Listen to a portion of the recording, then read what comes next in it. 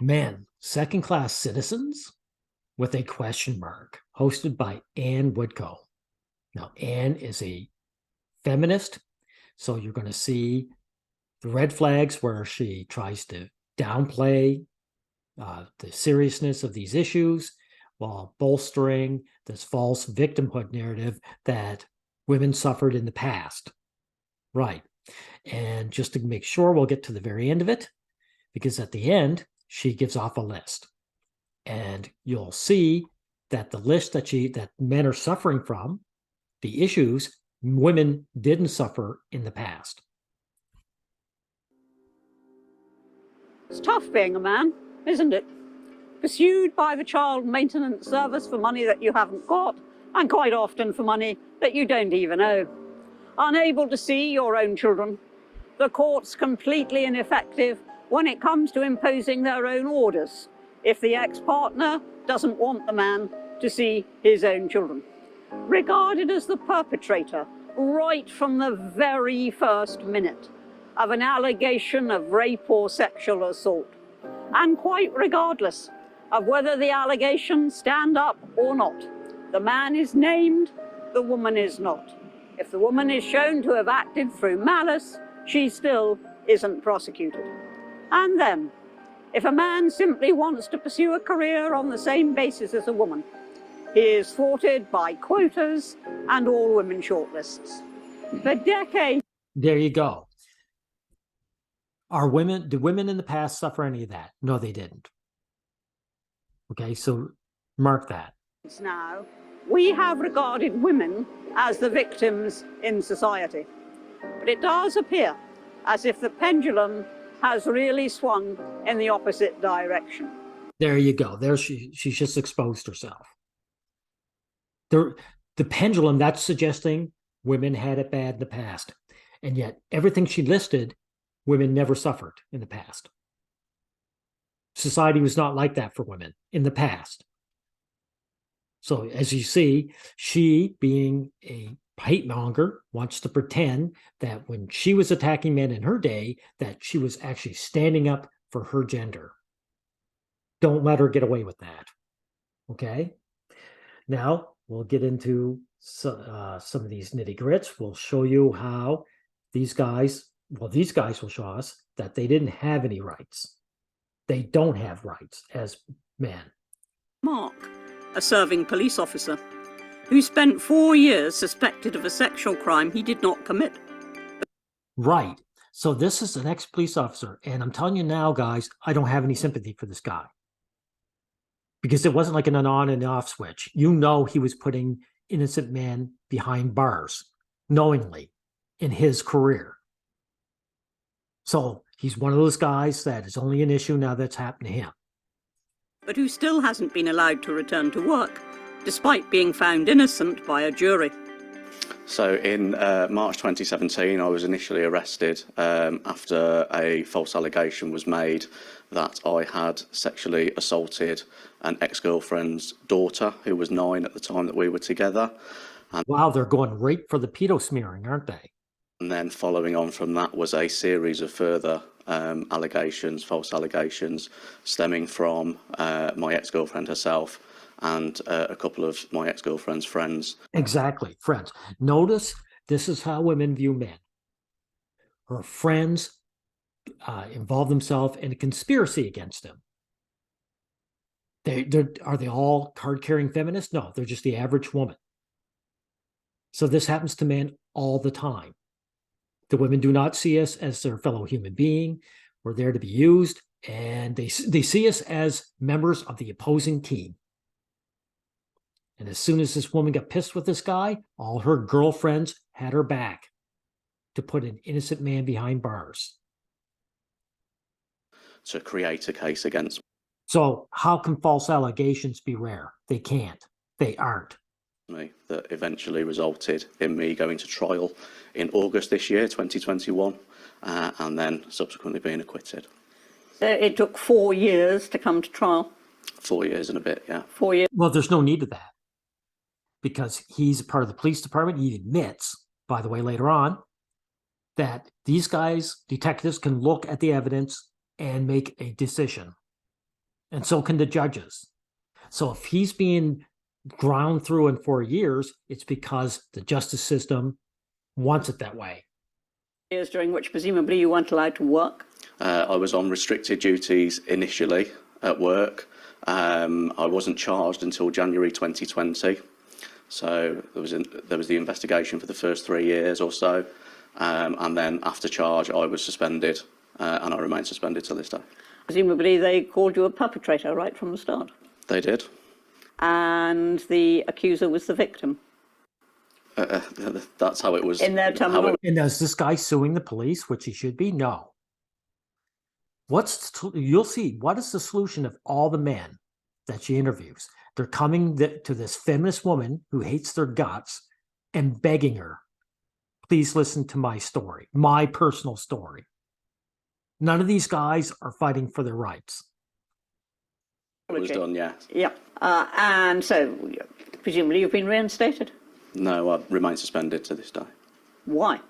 There's now an internal investigation where they look at whether there are any disciplinary issues for which they want to deal with and or dismiss me.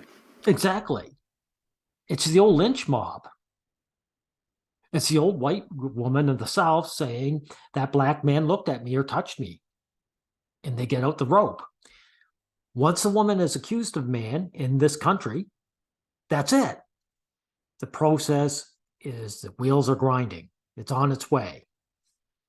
They're out to get him. What you've got to bring from this video response is that society is out to get men, and men don't have rights. So even though you've been acquitted, Yes. And completely acquitted, Yes. and acquitted pretty quickly, Yes. you're still suspended and you're still not able to simply pick up your life where it left off. No. Exactly. Acquittal doesn't mean anything. It's not what you think it means. It doesn't mean he's been proven innocent. These people, he was guilty as soon as a woman pointed her finger at him.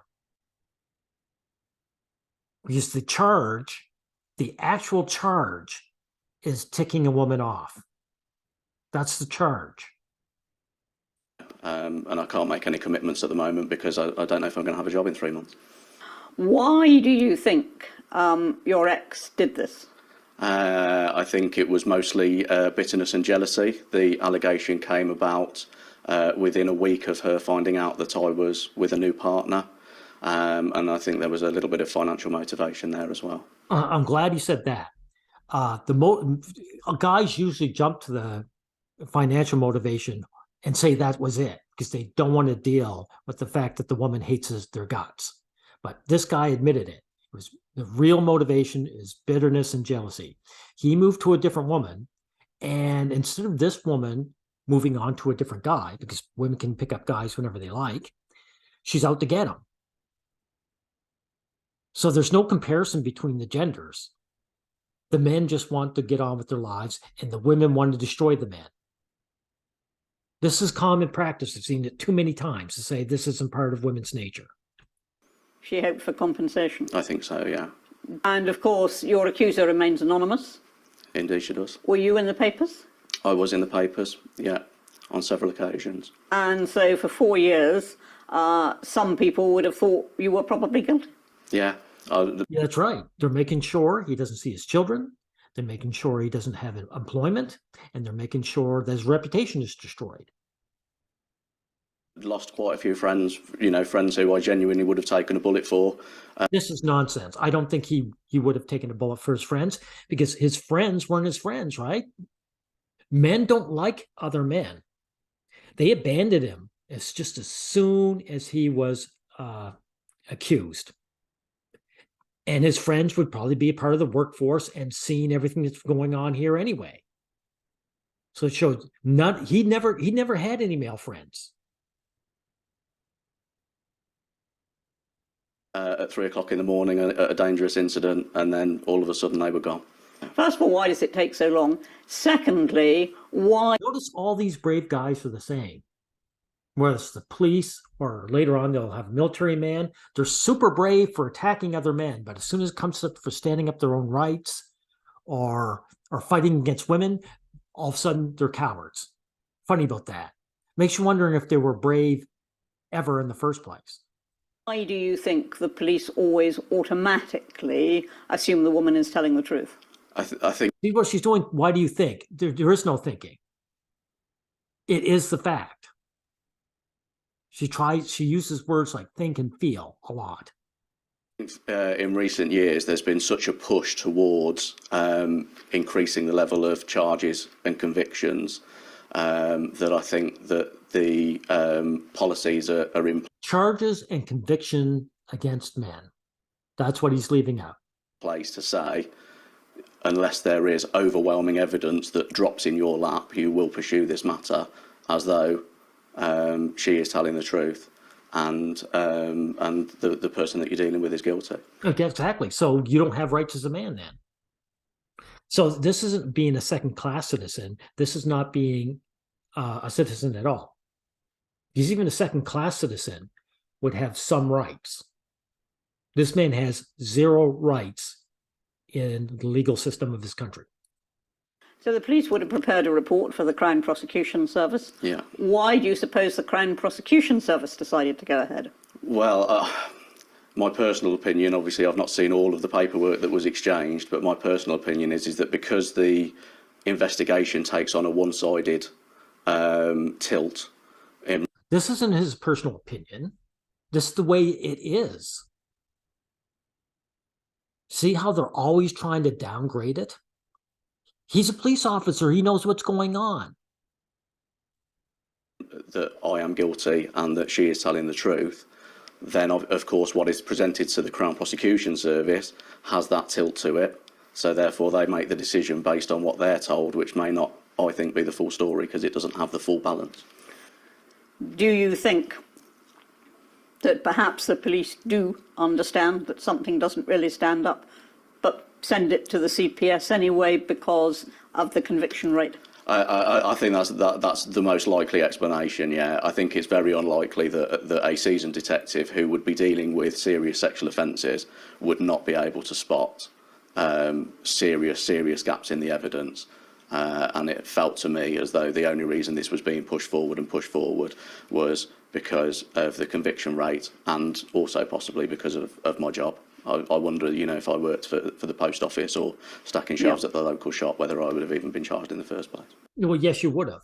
Because he's a police officer. He knows better. This isn't felt and thought and think. This guy is really disgusting me. Sorry. But, oh, my God. So this guy has no rights. He admits that the seasoned detective would look at the evidence and just say, well, there's nothing here. And it's also the lawyers and the judges. They have to be involved. The whole entire legal system saw this man if he wasn't innocent, he didn't have the evidence to make him guilty. And they went through it anyway. Because the process of punishing him begins right from the start. He's already been called guilty from the beginning. He's already been sentenced. As soon as the woman points her finger, you have, as a man, have been sentenced. In relation to my family, because of the allegations and the nature of the allegations in relation to my ex's daughter, over the last 4 years, a combined period of over 18 months, I wasn't able to see my own children. Yeah, and do they do that to women who get these? The few that will actually get accused, probably I doubt they do that. Never heard of it, tell you the truth. The longest of those periods was 10 months. Your own children? My own children. So you as a policeman have been on the other end of the justice system for several years. Did you feel that the system itself was fair? See, why is she using the word fear? Sorry, feel. Feelings are subjective. That's why. His case is objective, and she's trying to turn it into subjective, like, pal, it's probably all in your head. The system's really good. You just don't realize it. See, these are the red flags you call out for these people, okay? This ex-soldier and father. Of course, he is part of the problem because, again, he willingly pays child support for a little girl he has nothing to do with, right? He's part of the problem. These guys join the military to up their status, to bribe some woman into their life. I shouldn't say that in this case because this was just a fling. We'll get into the details of it then, okay? Wilcox, a serving soldier. Noel, your situation, as I understand it, is that you had a child as a result of a very brief fling, and you didn't know anything about that child until you were contacted by the child support agency. When you investigated, you found that, yes, she was indeed your child, and she was growing up in a house where there was a man and a woman, where the man had quite a substantial criminal record. Mm-hmm. See what it means? It's two things going on here. One is that there's the upstanding guy. The woman wasn't interested in him. She wants the thug. She wants the criminal, right? That's the first thing. Now, the second thing is, since there's a man and woman in the house looking after the kids, there's no reason at all to go after some child support. The woman's just getting an extra income from this man, and the court's allowing it. That's what's going on here. And the other three children were their children. Mm-hmm. You said, right, fine, she's my child. You came to an agreement in terms of money. You came to an agreement in terms of access. It was all on the... Yeah, he just signed up for child enslavement, or I should say, man enslavement. I'd be turning to her and say, okay, you've got your own three children, look after them. Send the little girl to me. I'll look after her. These guys never suggest that. I mean, of course, the court system would allow it, but they don't even consider it. Right? So this guy doesn't consider fighting for his right. What's he doing? Just like the cop here, coming to this feminist who hates his guts and giving her a story, his sob story.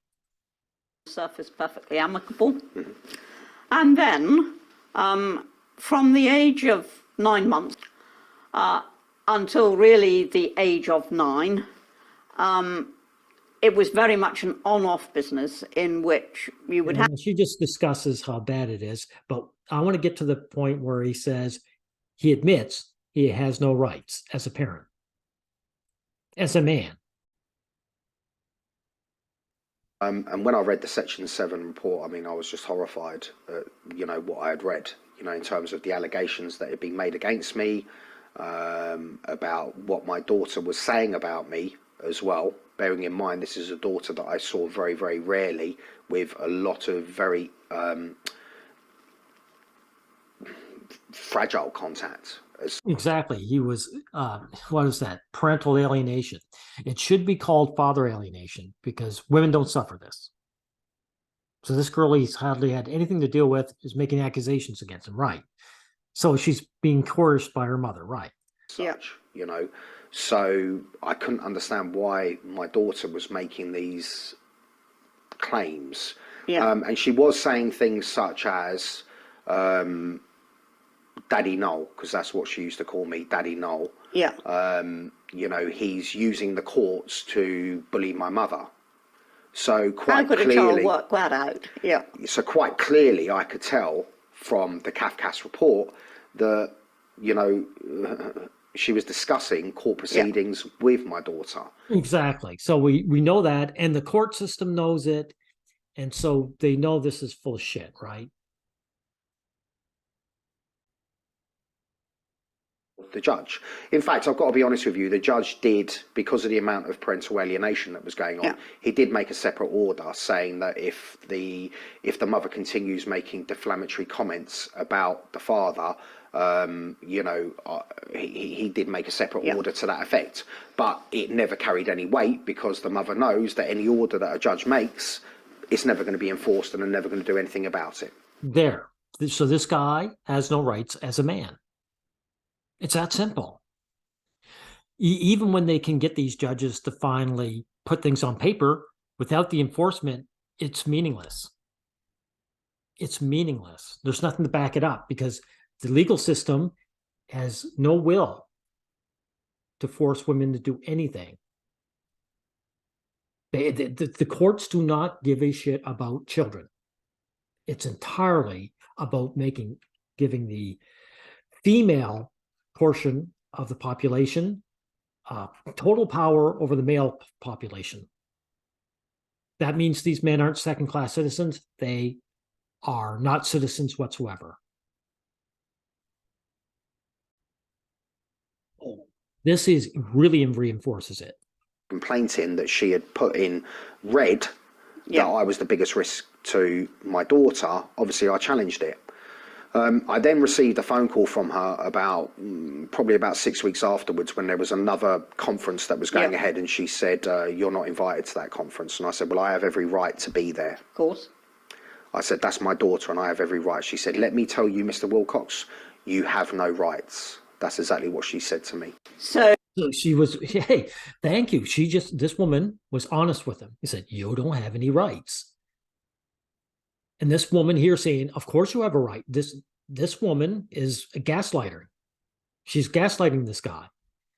You think she wasn't working in the 1970s along with all these other man haters to make things the way it is now? Of course she was.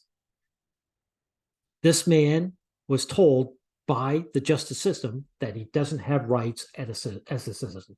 Okay? He's not a citizen. All right. Now, this guy was a stay-at-home dad, which was a huge mistake on his part. And he's going to admit with his story just that how women view men who aren't providing their typical male gender roles, right? He was discarded, of course. But more importantly, the legal system was completely against him. Children. And he'd been bringing up those children full time. Vincent, you've got 3 children. Correct. And many years ago, your marriage began to fail. And your ex-wife was quite determined that you weren't going to see the children. Your ex-wife was a professional. She wasn't a stupid woman. Whether she was stupid or smart, it has nothing to do with anything. A dummy who hates your guts is no different from a smart woman who hates your guts. So it doesn't matter that you're smart. But it goes again, this guy talking, this father, he wouldn't do this to his wife, but she's doing it to him. So I want you to, nail it in their heads how the genders are different. Men want to be with women. Women don't give a shit about us, period. So what happened? Well, it all happened at once. It was an avalanche. I had no prior warning of the marriage failing. There you go. And this is something I want to nail into your heads too, drive in there, is that the woman, because women feel the way they do towards us, they don't look at him and say, okay, I want to be with this guy. I'm having issues.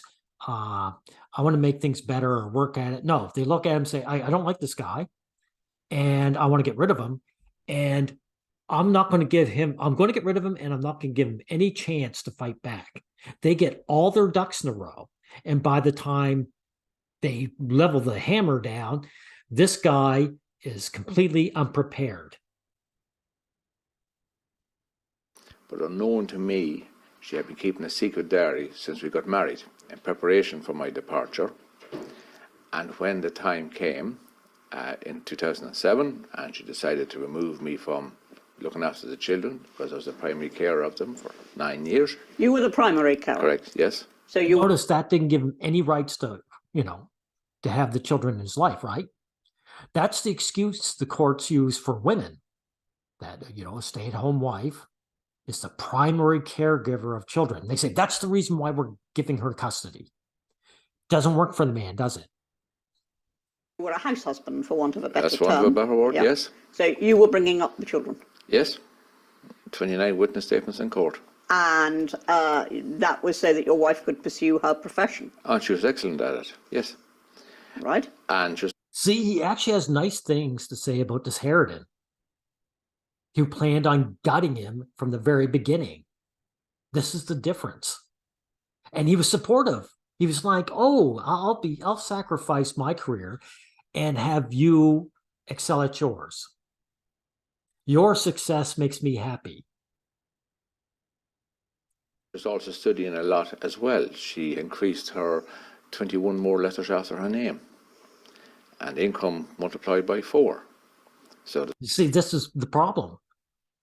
We all know that the higher the status the women achieve over the man, the less she wants him around, because she never loved you, pal, for you, ever. Not from the very beginning. You didn't satisfy your gender role of being her little work boy. And so now that she's going to discard you for it. it was all very successful in that part. And I was quite happy with that. I thought this was the future. I was foolish.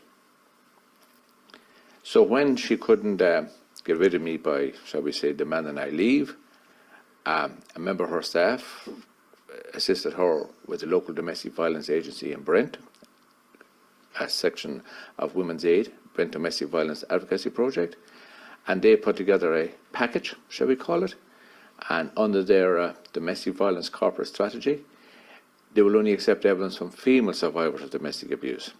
So I was automatically labelled perpetrator. And when they... So it's not really a question whether you're a second-class citizen, does it? This guy's admitting he doesn't have any rights. The legal system is set against him. They informed her that there was insufficient evidence to get an injunction against me. They asked, have I ever abused animals? And she came up with a phantom dog that I had. Phantom dog? My family call him Shadow.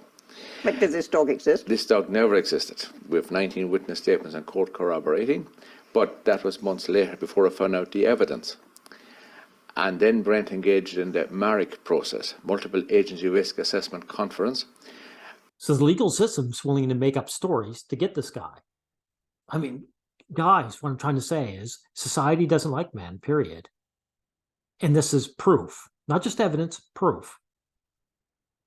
Where the verdict only on the evidence is brought to the attention of this conference. So I'd never seen this evidence. I only knew the verdict, which was that I was deemed a danger to the mother and the children, and that pending some domestic violence program lasting about a year, I shouldn't be allowed to see the children, based on my psychotic abuse of animals. So the fact that this dog didn't even exist means the court system didn't care about evidence. Do you understand that? And this guy is as bad as the other two. Like, I have to say, what are you doing? You're bringing your sob story to this man-hater, hoping that someone will give you some sympathy when you should be pissed and fighting for your rights. There's no fire in any of these guys. That, you notice, none of them are, they're all meek,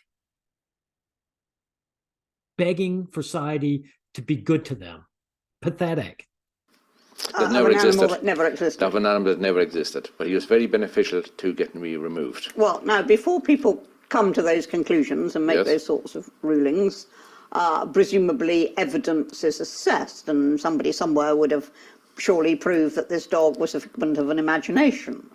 Did that happen? No, because under Brent's domestic violence corporate strategy, the perpetrator must not be, their words, the perpetrator must not be informed of the evidence because he may endanger the survivor. And so, in other words, the man doesn't get any kind of legal recourse. So you are not a citizen of your country. Thank you for admitting it again. So let's sum that up. So a whole stack of allegations can be made against you. Correct, based on gender. Or whatever, a whole stack of allegations. No, see what this is the red flags, not whatever. What he said was very important. It's based on gender. So see what this woman's trying to do. This is about men, but it can't be about men, right? I want to hear that again. Violence corporate strategy. The perpetrator must not be, their words, the perpetrator must not be informed of the evidence because he may endanger the survivor. So let's sum that up. So a whole stack of allegations can be made against you. Correct? Based on gender. Or whatever. A whole stack of allegations can be made against you. And because you have been accused, Correct? Because he's a man who's been accused.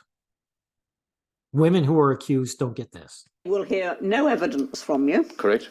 They will take into account no evidence from you. Correct?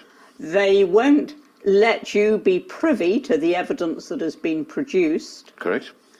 And they will therefore automatically believe the complainant, in this case, the woman. Yeah, it's a kangaroo court. And it's a kangaroo court, and it's this way because the average man in the street let it become this way. All of us are involved. This guy's involved. The first two guys here, they're involved. They didn't care until it happened to them. It's just so standard. Regard to the system of access to the children following breakup. Yeah. What would those 3 wishes be that the law should do that it does not do? Remove the gender vigilantes in the gateway services. So we remove the presumption of guilt, the presumption of perpetrator. Automatic, yes, right. Yeah. Yes. Unless proven to criminal standard, of course. Yeah. Remove that. Copy what they do in most developed nations, which is the entire system is inquisitorial, not adversarial, which is a disaster for the children. Yeah. Now, this ticks me off too. It's a disaster for the children. No, it's a disaster for the men. See, this is the main reason why this is happening. Men are cowardly. They never want to speak up for themselves as a gender. This is a gendered issue about men specifically. So what they do, they try and use their children as shields and say, it's the children that suffer. No. If the children flourished, it would still be unfair, unjust to you. And the non-resident parent, and quite often the resident parent, and have a system that, like Finland, Scandinavia, and the developed nations, where post-divorce or separation, the contact with both parents and the wider families remains more or less consistent, no less than 35%, unless geography or other factors. But we have the worst of all systems in the UK, out of the 37 first world nations. Your wishes are the removal of the presumption of guilt. Yes, based on gender. Enforcement of access arrangements. Yeah. And that those arrangements. He's basically saying, I want to be equal to women in my country. That's what he's saying. I want to be equal to women. Should be determined by a different process which is not adversarial. Absolutely, yeah. And that all evidence should be available to both parties. At all times. No vigilantes in the system. Sure.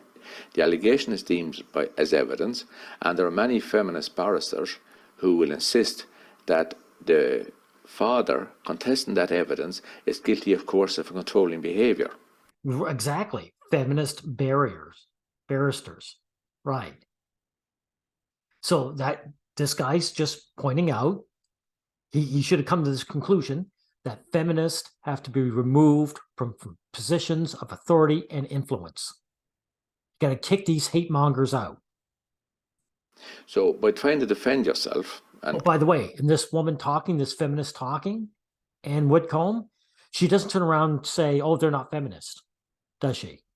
Kafka's Guardian was very angry with me for getting statements rebutting the false allegations against me. Yeah. As a father, non-resident parent, you are not allowed to defend yourself, and that is the situation now with regard to litigants in person under cross-examination of the accuser. That by cross-examining the accuser in court, you're subjecting her, the victim, to further emotional abuse.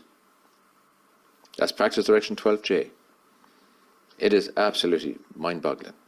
But it's only mind-boggling to you because men go around society pretending that they're liked by society. This is no surprises here at all. I've all long believed that a major part of the reason why the system exists the way it is because nobody outside the system will accept it or wants to accept how it is, because it's just staggering. Of course there are women brutally abused. Yeah.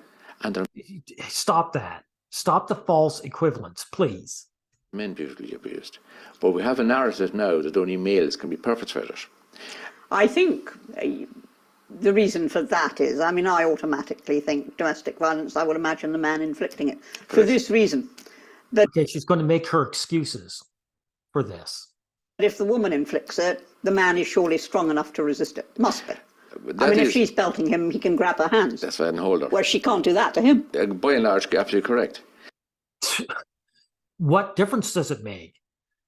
Does that mean you as a man want to be in a relationship where someone's trying to attack you? And I despise this bullshit narrative. I mean, that also excludes being attacked with weapons. It also excludes being attacked in your sleep. It also excludes getting attacked by, proxy, by people, by other men that these women send after them. But all those are beside the point. Just because he's bigger and stronger doesn't mean he should be assaulted by some woman. And there are 3 women, I believe, killed every week in the UK. But Okay, so he's actually backing up these false allegations or stats. Well, I mean, why would you even mention that? See, these men are always trying to put forth the olive branch to the people who hate them. This woman doesn't like you, pal. She's a feminist. She told you so. Like, stop with this. what the figure that we never hear about is the fact that there are about 900 fathers a year who commit suicide post-divorce or separation, because violence comes in many forms. Direct physical violence is only one of them. So when it comes to physical violence, men generally win that argument against women. I doubt that. No, I don't. One of the guys showed, has a video where the woman ran over the guy with the car. So this guy is just wrong. Absolutely, with a question. But it's not totally one-sided. The Office of National Statistics published in February 2020. It's not one-sided at all. Matter of fact, if it's one-sided, it's one-sided for the women. Women commit the most abuse in the relationship. 12 shows that women report 3 times as often as men are likely to for the same offence, and that males are 35 to 50% victims of domestic violence, but they won't pursue the complaint because you're quite often ridiculed if you do. I mean, I attempted to went domestic violence advocacy project in 2007 because I wanted to protect the children, and I also contacted the National Domestic Violence Agency. The Equality and Human Rights Commission has deemed it is absolutely essential that male callers to domestic violence helplines be screened to see if they are the perpetrator. That's the Equality and Human Rights Commission. So in answer to your question about all these people who are fathers and all the rest, they are not in the system. They are not controlling the system. They don't want to know about the system. And also, this is primarily against the working class, the poorer sections of society. The better off, less of these agencies are involved. They can afford representation. You don't have so much dirt. Which is why there's such a high percentage of fatherlessness in the poorer boroughs. It's been driven by agencies who have vested interest in driving men out of the family. Yeah, and those agencies are made up of men and women. And they got this way because both men and women are hostile to men. And this guy talking is going to prove it in the next minute. And yet, you will hear social commentators bewailing the fact all the time that children who grow up in single-parent households with no dad around are at a disadvantage.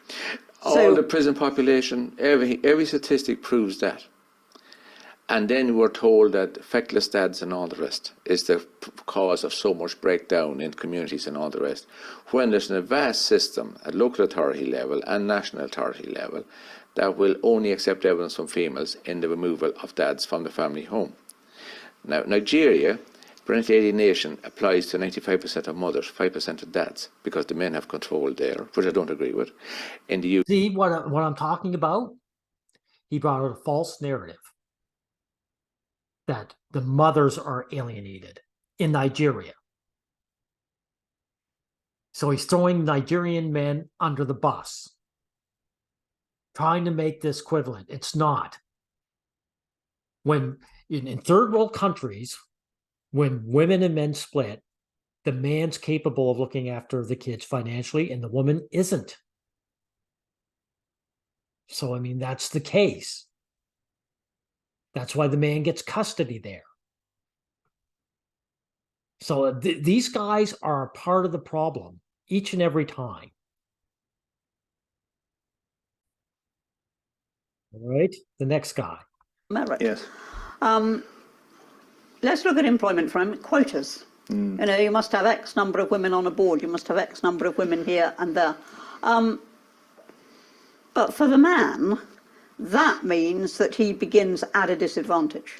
Now, how does trying to eliminate one disadvantage by causing another disadvantage? He's doing it again. Women are not disadvantaged. If there's fewer women there, it's because they haven't earned their place there and they don't want to. Now, in this talk, she will bring up the wage gap and then it'll get debunked later in this video.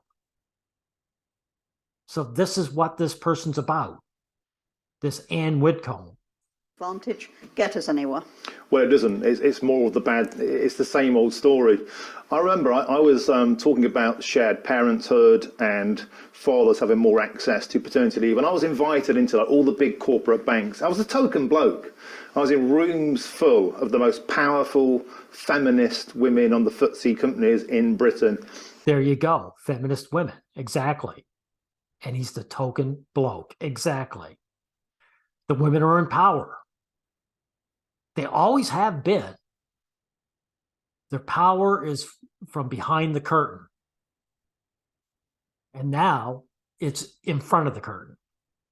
Being told that men had privilege and advantage, and I was like, well, where are all the men? There aren't any men here. Did you actually ask that? I did. And what was the answer?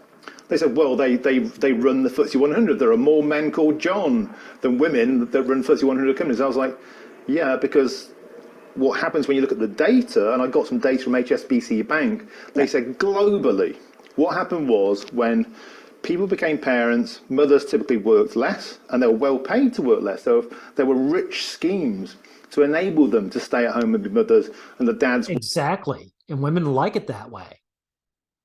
Women get paid to do nothing. They get paid for existing. Worked more hours, irrespective of cultural background, from India, Hong Kong, Asia, Australasia, UK. It was the Exactly. It's the same culture-wide, worldwide. Doesn't matter what the culture is. Men and women are the same everywhere. same. And when I said to this room, hands up who went to a comprehensive like me, no hands went up. And they all went to better universities than me. My dad was a coal miner, but I was always told I have this thing called male privilege. And I said, well, when did that start? Because I don't remember that kicking in. And the trouble is, Anne, this idea that men are born privileged, especially white men, is so imbibed now, it's so endemic, that it's now become true. The patriarchy, the myth of the patriarchy. You know, my dad used to work 16 hours a day to support my mum. You know, she was a housewife and two. Exactly. His mother was a housewife leech. He had to work 16 hours a day. She didn't. So that was decades ago when he was a boy. So there was never any of this privilege for men. There was never any patriarchy. Women were treated better than men, always. 2 kids. And that now has been reframed as oppression. I'm looking at something very, very specific. I'm looking at saying, because there have been historically too few women. No, see, she's doing it again. There hasn't been too few women. There's been as many women that earn their place there. As a matter of fact, they probably too many women in the past. Because look what you've done. We are now going to institute Yeah. a procedure whereby women are given special advantages. Now, Yeah. I'm a 70s feminist, not a 90s feminist. I'm a 70s feminist. Yeah, see, she's trying to wash her hands of this. Everything that's going on is due to this woman's efforts right here. She's trying to play the old "we were about equality" card in the past. And I'm calling her out on that. And I continually amaze the next generation down when I say to them, you know, when I graduated, it was perfectly lawful, I mean, utterly lawful, to have an advertisement for a job with two rates of pay underneath, one for men, one for women. No, I don't believe this whatsoever. This is a bold-faced lie. This is propaganda here. There's no way that was the case. Lawful. And that's wrong. But it was lawful. This is the point I'm making. Now, the 70s feminists said we want a level playing field. We want total equality. No, they don't. You girls have never been about equality. This is a bold-faced lie. We all know you hate mongers and what you're about. And we will compete with the men, but we want to compete on the same basis. No, you don't. That's a lie. That's why you were giving those advantages. You do not want to compete with men at all. You want a free ride. You want the doors opened and the men held back so the men can't compete with you. Save your lies for someone else. We don't want to start with these disadvantages. By the 90s, that had become, oh dear, we haven't made it on an equal playing field. We now want that playing field tilted towards us. Yeah. Well, you had it tilted towards you. You always did. Stop lying. Everything else, you can kind of forgive her, but this one, she's just bold-faced lying. We want all women shortlists. Yep. We want quotas. Now, the instant you say you want an all-women shortlist, what you are saying in terms almost is a man cannot have this seat in Parliament, on the board, on whatever it may be. It's reserved. A man cannot have it, no matter how good he is, no matter how able he is, no matter how experienced he is, even if he's grown up in that constituency, brought his own children up in that constituency, doesn't matter. Well, that's the way you wanted it, lady. Because in the past, no women were being held back. There was never a time where they said women can't have this seat, ever. In your day, in the 70s. So stop lying. Now, imagine if it was the reverse. Yeah, it would be. Imagine if it was the reverse. Yeah, so what basically happened is that a perception of historical inequality became a new. He's giving into her freaking framework. Men do this all the time. These guys, men are losers, I'm telling you. Inequality. I was meeting HR directors of really big companies who, after the presentations, we'd have a little glass of wine. They say to me, you know, I deal with so many men, middle-aged men now, who come and see me all the time, who tell me I can't get promoted. I've just hit this dead end. And they were being passed by at every. Yeah, the glass ceiling is only true for men. It's never been true for women, ever. Opportunity by a female, an LGBT, a minority. And, you know, these conversations weren't being had in the mainstream media because LGBT and minorities still mean women. Because you would, if they didn't, you would still see minority men and gay men being put up ahead. They would still be promoted. Right. So, I mean, they're always giving into their false frame. You know, you're racist and you're sexist, but it's happening. I'm contacted all the time by men who just can't get on because they just don't fit the current trend.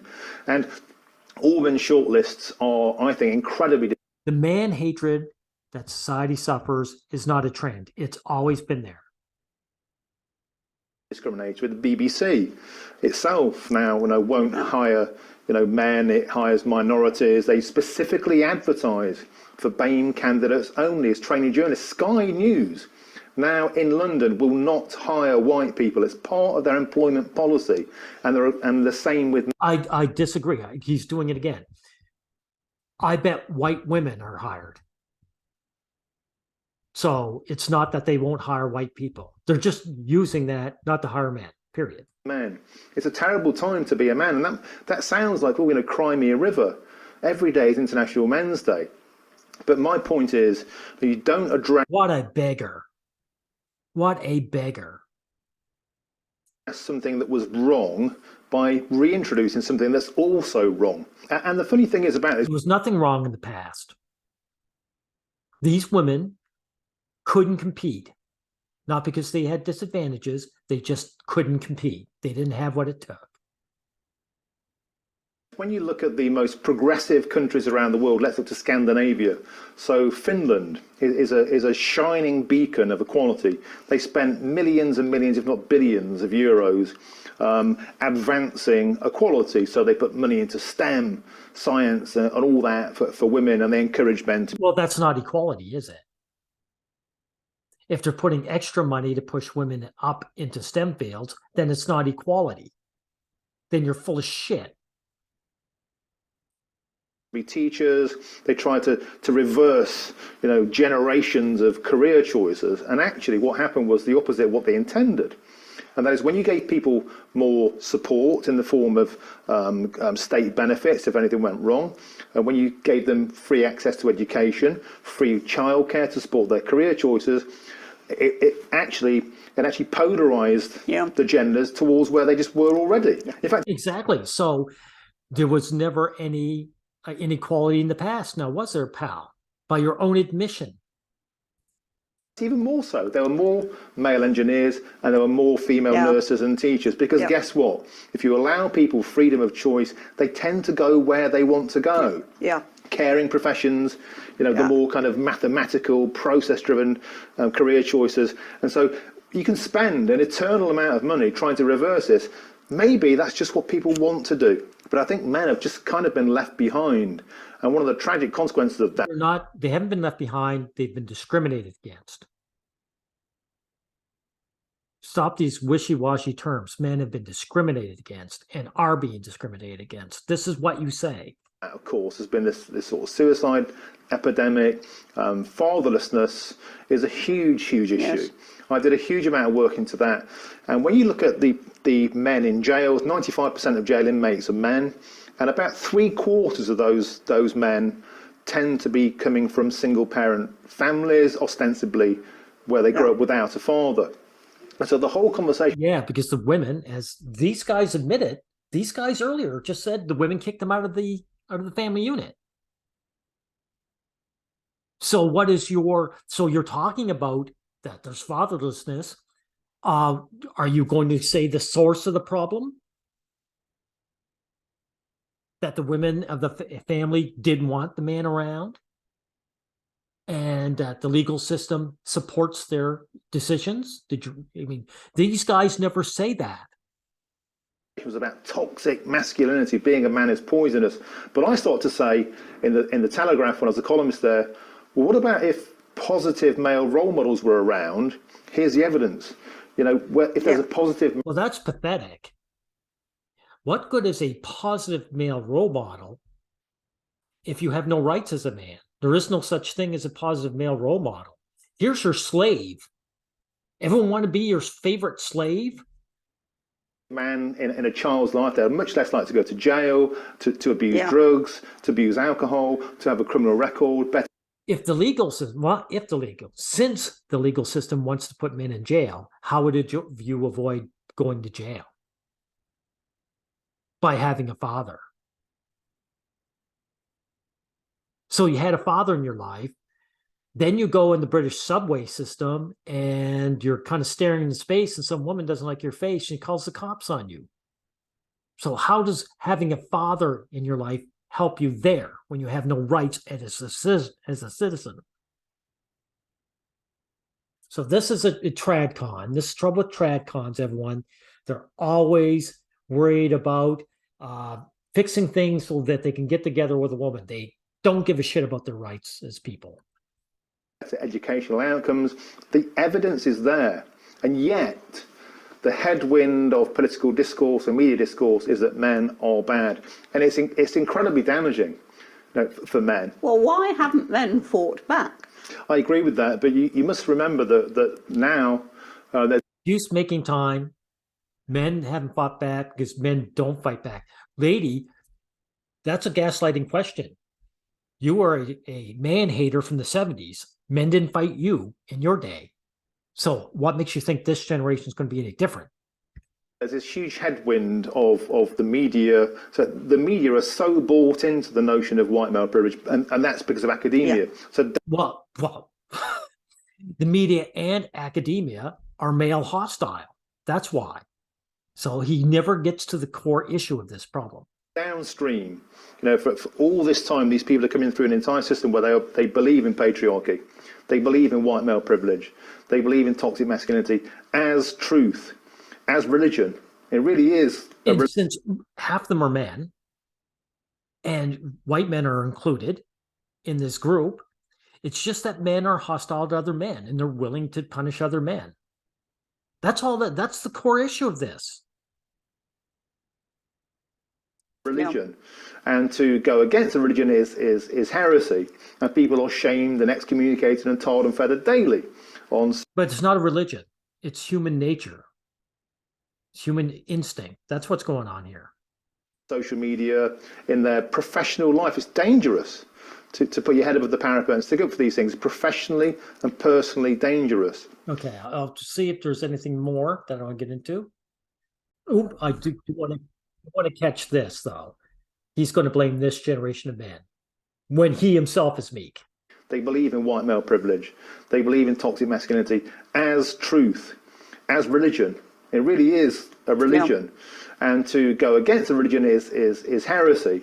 And people are shamed and excommunicated and tarred and feathered daily on social media, in their professional life. It's dangerous to put your head above the parapet and stick up for these things. Professionally and personally dangerous. As a consequence, we do have a generation of men that are quite meekly taking this. I do concur on that. Yeah. Well, the things got this way because men were meek the generation before, and the generation before that generation, and the generation before that generation. This woman in the 70s got to gaslight her generation of men and bully them into making things the way they are now. One looks at things called the gender pay gap. I mean, a lot of it is because women tend to work part-time when they've got families, they take maternity leave. So Yeah, she's destroying the pay gap again. they lose time at work. So why'd she bring up this idea, this false idea that it was legal to pay women less? Right? And whatever it may be, there are very, very good reasons why, if you're looking at averages, there's always going to be a gender pay gap. Yeah, the gender pay gap is one of the biggest myths of our times. Thank you for admitting that, at the very least. I mean, quite simply, if you look at all the variance across it, from hours worked, choice. Don't forget, quite often women, as we said earlier, they choose to work in more caring, sharing professions, which typically tend to pay less. It's not just that they choose that, they keep the men out. They keep the men out too. Remember that. They want those easy jobs for themselves. Yes. Look at teaching, look at nursing, as opposed to look at computing, look at engineering. And these are choices that people make. And the hours you have to work to get to the top are incredibly demanding. I know that. I worked in magazines, I got to the very top. And when I became a father, it didn't work for me. 18 months after becoming a dad, I gave it all up because I didn't see my kid. That was my choice. But I wasn't supported financially. I worked for the world's biggest magazine corporation, IPC Media, Time Warner. And it was routine and normal for mothers to ask to go part-time after becoming a mother. And it had never been done before where a father asked to go part-time. My deputy editor asked to go part-time. Not only did they refuse him, but they laughed. This is the world's biggest magazine publisher. Well, we can't do that. He's deputy editor. If we make that position part-time, Everybody will want to go part-time. I said, there are hundreds and hundreds of women that work in this company who have gone part-time, not a single man. Exactly, everyone. Exactly. This guy pointed out something very important. Women don't have to work for a living. These companies, they're giving them free time off. Yet when the man wants to, they say, sorry, you're here to work. This place thrives on your labor, not the women's labor. So working for the women is optional. And it's always, I can't say it's always been like that, but in modern times, it's been like that. Now, we'll end off with her trying to brag up these disgusting suffragettes. Women fought back against the injustices which they endured for so long. One only None. has to think of the suffragettes, then the women's liberation movement of the 1970s, and the subsequent arrival of the equal opportunities legislation. See, this is what she's trying to do. She's trying to wash her hands of her hatred of it. Hatred of men. She's trying, these disgusting suffragettes that were giving white feathers to young men to go to die in the war and hooked up with the KKK, these scumbags, and her always trying to say women had it tough in the past, which they never did. And there was inequality, for the men, always trying to make excuses. Now, I just want to get into one last timestamp. Let's see. Oh, let's see. State overestimates a father's child support to abuse him. Aha, that's important. Right. 57. Let's see. Where was that again? 5740. This is another child support thing. Here's the guy. 740. Here we are. In June 19, one dated May 20 and one dated in June 20. When I started looking through these letters, it just didn't make sense. I had to sit down and try and work out what was going on. So in these letters, basically it said that Gavin earned a basic wage of around £50,000 to £53,000 a year, which I know is right because I have Gavin's bank statements and his tax returns, all that sort of stuff. So that figure was correct. What wasn't correct, or what I believe he's talking about his son. They have all this evidence showing what he actually made, £52,000. Couldn't figure out was that the CMS had added an additional £26,000 income to Gavin's annual income. So they were saying he was earning about 80,000. Yeah, well, £76,000 was the exact figure that they came up with. Okay, so I just want to end off there because this is to point out that this is what child support is. It's not just slavery. They also want to abuse you with it. He's talking about, I believe it was his son, who they purposely and falsely estimated an extra £26,000 to his wage so they could charge him more. And this has no other reason. Like it's not that the child needs more money. It's just that they want to punish the man. The legal system is anti-male, so is the education system, and so is the media.